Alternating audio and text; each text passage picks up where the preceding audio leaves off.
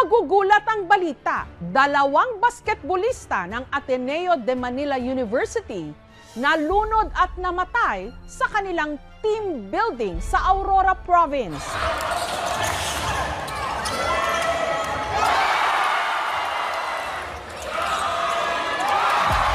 Isa siya sa mga tiningala sa makasaysayang championship match ng secondary boys basketball sa Palarong Pambansa 2025.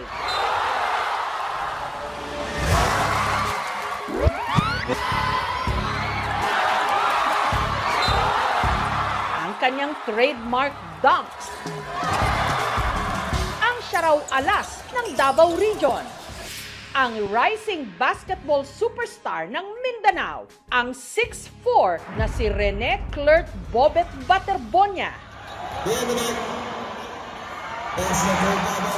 Dahil sa kanyang husay sa hardcourt na iuwi ng Davao Eagles ang kauna-unahan nilang kampyonato sa Palarong Pambansa. 2025 Palarong Pambansa, second boys, first place, Ateneo de Davao University. Habang si Rene itinanghal na MVP o Most Valuable Player. Gumawa kami ng history sa Davao Region na champion. Siyempre, masaya ako. Masaya kaming lahat as a team. Simula pa lang ito ng pag-abot ng batang basketbolista sa mas matatayog pa niyang mga pangarap. Dahil sa pambihira niyang galing sa ring, nirecruit siya para maglaro sa Ateneo Blue Eagles ng Ateneo de Manila University. Hindi ka musabay, te. Nito lang June 4, mula Mindanao, lumipad siya pa Maynila para mag-training. Present sa kanyang send-off ang ilan sa pinakamalapit sa kanya. Kabilang ang numero 1 niyang taga-suporta, ang kanyang nanay Bebet na nagpabaon sa kanya ng isang napakahigpit na yakap. Magkaroon kayo, tit.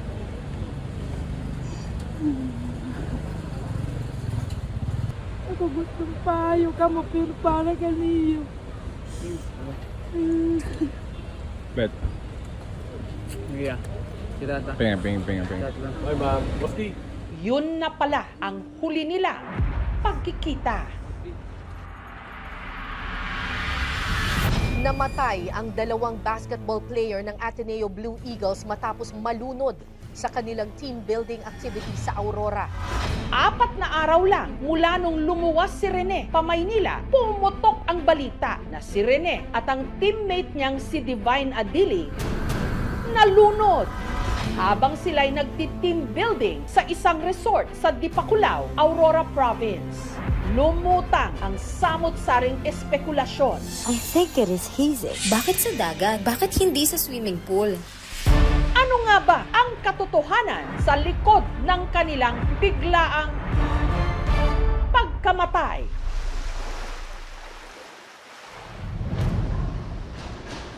Pasado 1:00 ng hapon nitong Martes, dumating sa Maynila ang pamilya ni Rene.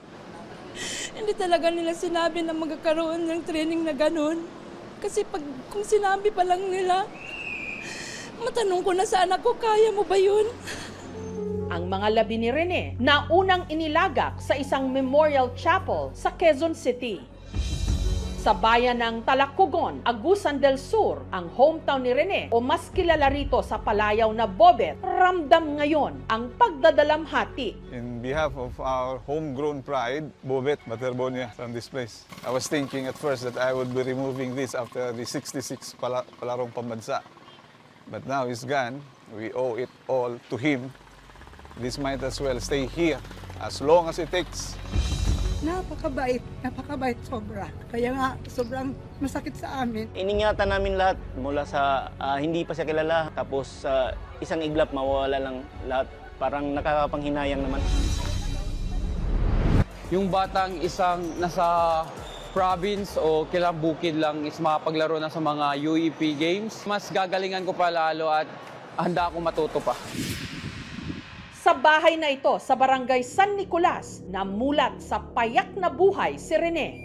Magpahanggang ngayon, hindi pa rin tanggap ng kanyang Lolo Renato at Lola Marilyn ang napakaaga niyang pagpanaw. Ang dami ko nung sa gabi talagang basang-basa dahil sa luha. Talagang sayang si Rene. Sayang na sayang talaga. Bobit! Bit! Bakit mo kami iniwan, Bit? Love ikaw ni Ma'am. Love ikaw na mo, Bit. Ang mga nakolektang gold medals ni Rene nakadisplay sa kanilang sala. Nakasampay rin ang mga paborito niyang jersey. Yung sa NBA ito na Rising Star sa Manila, siya lang napili dito sa ano. Ito yung sa laro nung palaro pa sa 26. Hindi pa ito nilaban, parang amoy pa ito ni Bobit. Mas maganda yung sabi, huwag na laban para nandito pang amoy niya. Si Rene, tila namana raw ang husay sa pagbabasketball sa kanyang amang si Boboy. Ang tatay niya, siya ang best player ko parati dahil magaling talaga ang papa niya. Walang hilig sa basketball yan. Noong mga 13 years pa siyang, nabit, maglaro tayo kasi sayang ang height mo. May potensyal ang batang to. Marunong. Sa basketball court na ito sa kanilang baryo, unang nakitaan ng potensyal si Rene. Ang malubak nitong lupa ang siya raw humubog sa kanyang tatag. Sa basketball rin namang ito, nagawa sa kahoy, una raw inaral ni Rene ang kanyang signature dunk. Itong ring na to, dinadunk ko ito ni Bobit. Minsan, nagigiba. Pag nasanay ka na sa ganitong lupa, ma'am, pagdating mo sa court is parang simple na lang sa inyong maglaro.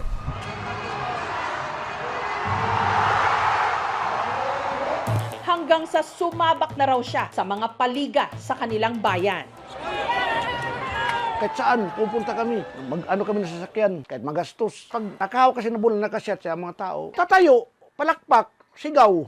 Kaya labis-labis daw ang saya ni Lolo Renato nang nalamang sasabak sa UAAP ang kanyang apo.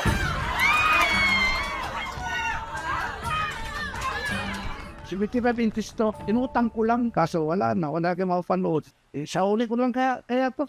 Wala na si Bobit eh. Sayang talaga. Doble ang sakit na nararamdaman ngayon ng mga naiwang kaanak ni Rene sa agusan. Lalo't hindi raw nila agad-agad na makikita ang kanyang mga labi. Kasuod na siya.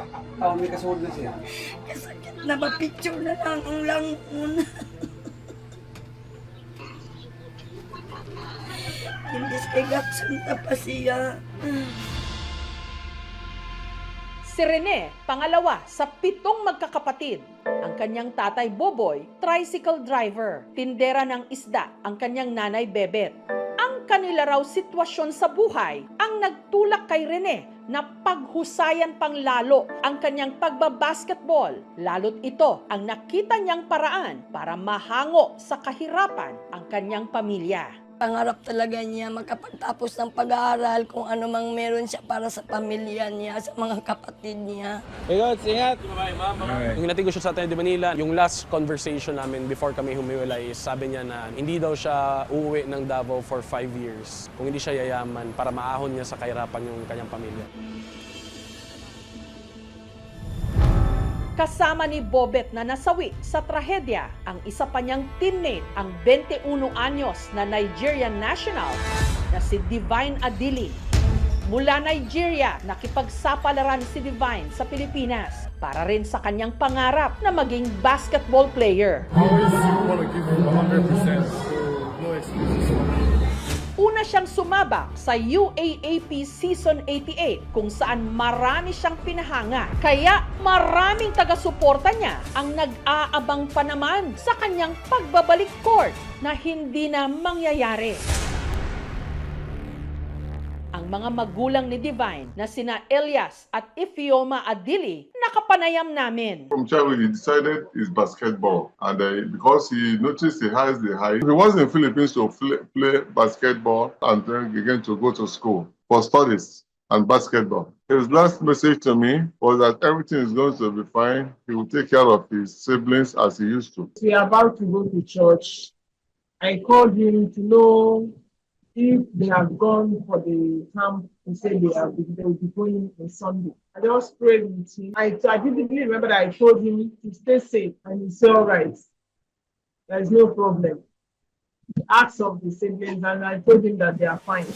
Hiling ng pamilya ni Divine na ma-autopsy ang kanyang mga labi. First of all, we saw there's something on internet. That's how we got to know about it. And we are not happy with that because he's somebody's son, somebody's child, and we ought to be informed of anything before it goes out to the media. Yes, Ateneo has called about the incident. It was after I'm aware of it.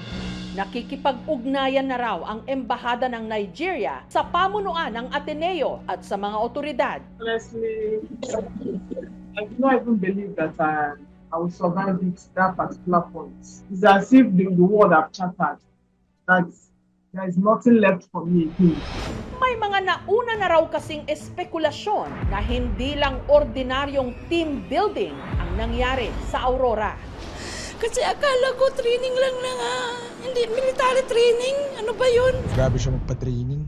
Ang pinag-ugatan nito, ang naungkat na podcast interview ng dating miyembro ng Ateneo Men's Basketball Team kung saan inilahad niya ang pinagdaanan niya sa isa raw intense training. Para siyang bootcamp talaga, walang basketball. First night natin, mayroong siren at 4 a.m. As in, kailangan nyo talaga gumising. Punta kayo sa beach, parang pupag-push-upin kayo. Para talaga pang sundalo yung...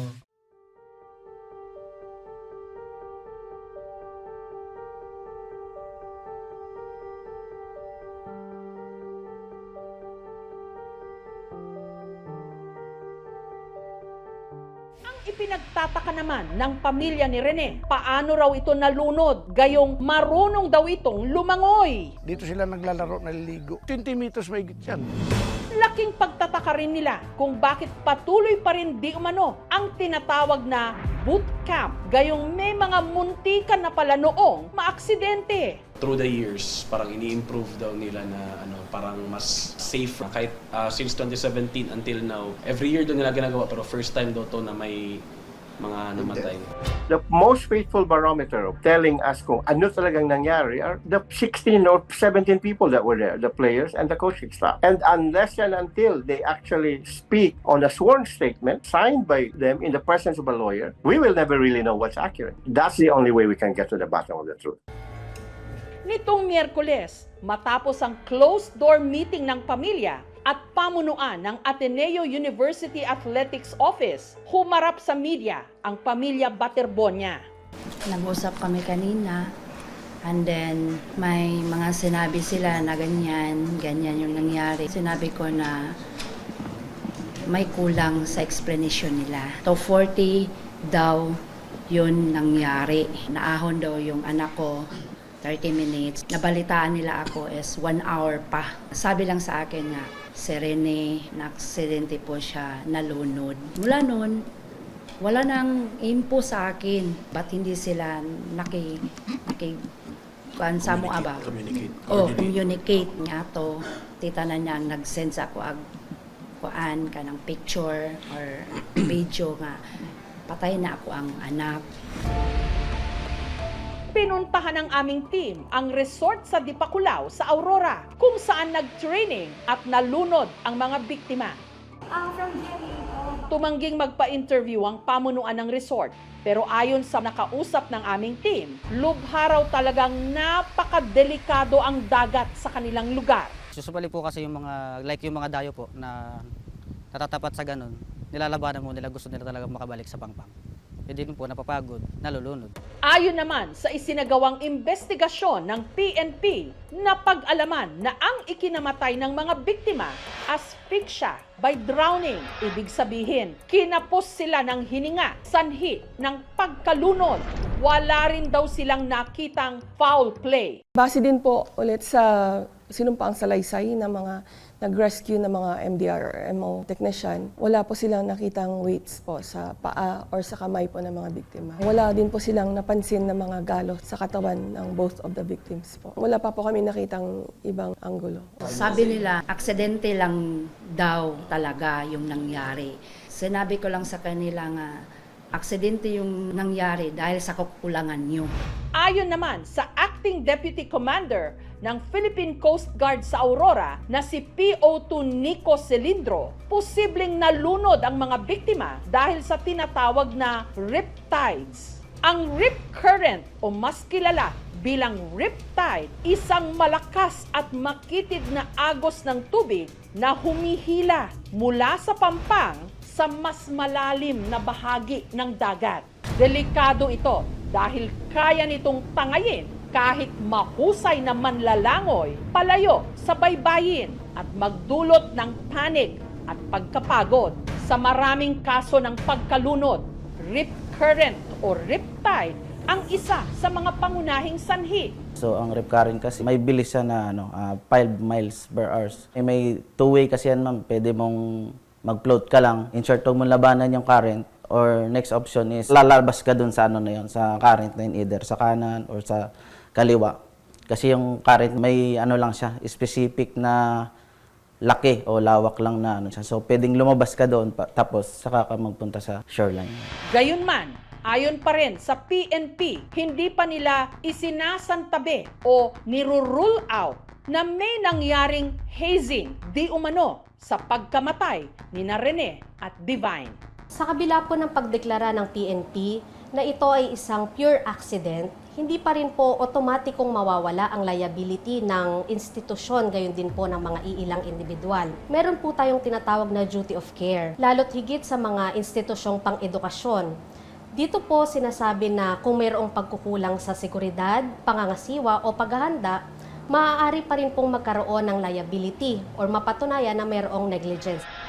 Nito lang Huwebes, lumabas ang mga balitang nag-leave na di umano sina Baldwin at Kimpo. Sa parehong araw din, inilabas ng Department of Labor and Employment o ng DOLE ang show cause order laban kay Baldwin. Pero nung hapon ding yon, nakita na si Coach Baldwin sa misa na isinagawa sa Ateneo. Sinubukan naming hingan ng pahayag ang Ateneo de Manila University pero hindi sila sumagot habang ginagawa ang ulat na ito. Pero sa naunang inilabas na statement ng universidad, June 11, sinabing nagsasagawa na ng sariling fact-finding investigation ang universidad. Nakikipagtulungan din daw ito sa mga investigasyon ng mga otoridad. Ayon sa Ateneo, prioridad nila ang katotohanan, pananagutan at suporta sa mga naulilang pamilya. I'm Coach Tab Baldwin. Nito lang Biyernes, naglabas na ng statement si Coach Tab Baldwin. I'm here this morning to speak to the families of my two basketball players, Divine Adili and Rene Barbonia. Yes, as a coach, I lost my boys too. Never again would I be able to help them develop into the basketball player they wanted to be, to help them grow into the young man that they promised that they could be. But that's insignificant compared to what you families are experiencing. As a coach, we are entrusted with the growth of our basketball players, the development of these young men into future professionals. But mostly, as a coach, I'm entrusted by you, the parents and the families, with first and foremost their well-being. And in this, I feel I failed. To the depth of my being, I'm sorry.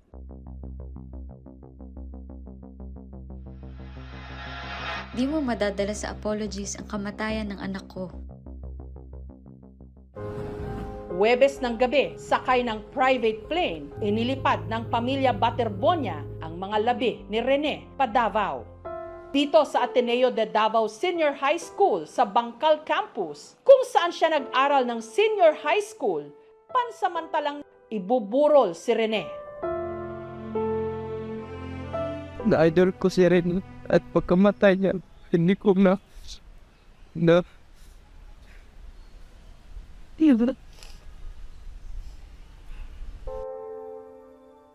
There will never be another Rene Baterbonia. Rene, kung saan ka man, alam namin na sa maayos na kamay ka, kami na bahala dito. Para sa kanya palagi yung laro na gagawin namin as a team. Lahat ng laro namin, iaalay namin sa kanya. Sa conference, thank you kayo sa pagsuporta sa KOA. Kabalupod ko nga, gabi po yung sacrifice sa KOA. So, So maningkamot jud ko nga mabalos na ko totalan sa inyo. Anin pa itong mama, anin ba itong mga medal niya? Wala na. Wala na, hindi na madadagdagan yung medal niya, mama. Gusto ko lang malaman bakit ganun. Dami akong tanong, hindi pa nasagot. Sa loob lang ng ilang buwan, parang bola ring bumaliktad ang kapalaran ni Rene mula sa pagiging bayani ng kanilang bayan at simbolo ng pag-asa ng kanilang komunidad na kahit laki sa hirap, pwedeng maabot ang malalaking pangarap. Biglaan naman siyang binawi ng tadhana. Pero bilog pa rin ang bola kahit ano pa. Ang pagkamatay ni Adili at ni Baterbonia dapat mag-iwan ng mahahalagang leksyon para sa mga namumuno at kinauukulan, para ang mga susunod ding mangarap ng matayog, mahawakan din ang bola at madala ito sa kanilang kinabukasan.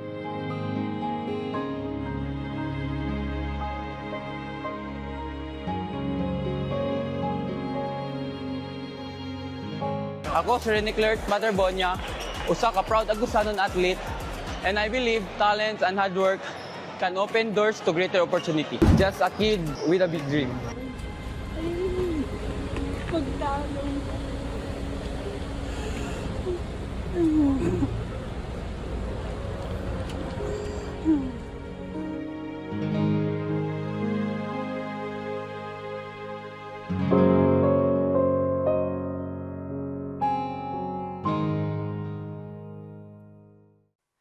Thank you for watching, mga kapuso. Kung nagustuhan niyo po ang videong ito, subscribe na sa GMA Public Affairs YouTube channel. And don't forget to hit the bell button for our latest updates.